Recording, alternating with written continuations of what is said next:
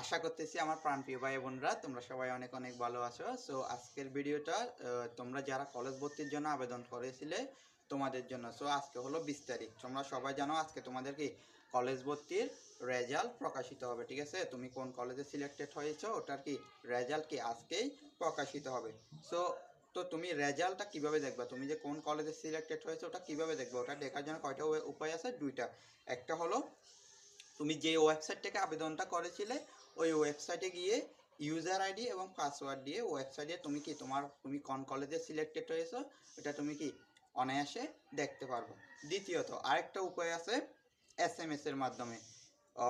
তোমরা SMS এ তোমরা কি প্রথমে লিখবা কি CAD বড় হাতের লিখবা, স্পেস দিবা, বোর্ড লিখবা, স্পেস দিবা, মানে তুমি যে বোর্ডের ওই বোর্ডের প্রথম তিনটা অক্ষর লিখতে হবে, দেন স্পেস দিবা।